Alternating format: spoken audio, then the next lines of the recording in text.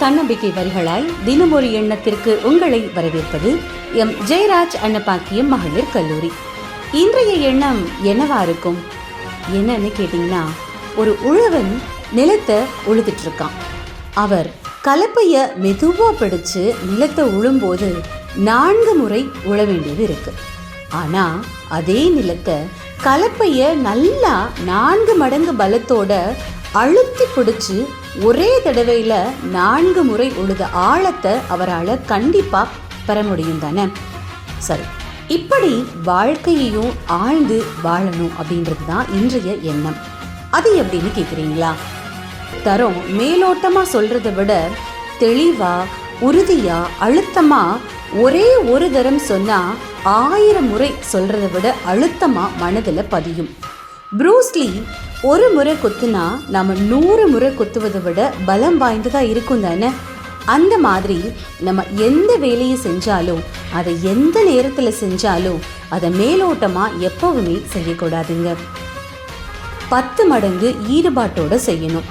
நாம் எந்த ஒரு செயலை செஞ்சாலும் அந்த செயலை நம்மோட முழு மனதோட, முழு அறிவோட, முழு பலத்தோட, முழு உணர்வோட, முழு இதயத்தையும் ஈடுபடுத்தி செய்யணும். விவேகானந்தர் புத்தகங்களை படிக்கும்போது இது மாதிரி முழு ஈடுபாட்டோட படிப்பாராம். அதனால தான் அவரோட நினைவுத்திறன் ஆச்சரியப்படும்படி இருக்கிறது. என்ன நான் சொல்றது சரிதானே?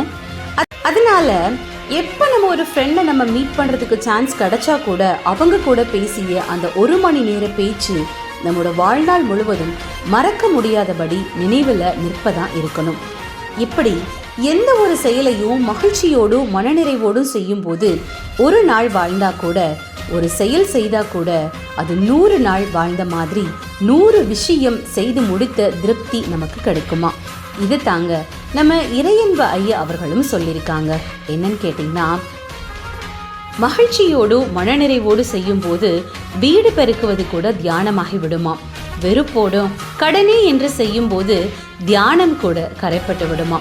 அதனால எப்பொழுதுமே எந்த ஒரு வேலை செஞ்சாலும் மகிழ்ச்சியோடும் மனநிறைவோடும் செய்வோம் அப்படின்னு சொல்லி, இதே மாதிரி மற்றொரு எண்ணத்தோடு உங்களை சந்திக்கிறோம் என்று சொல்லி விடைபெறுவது நம் ஜெயராஜ் அன்னபாக்கியம் மகளிர் கல்லூரி.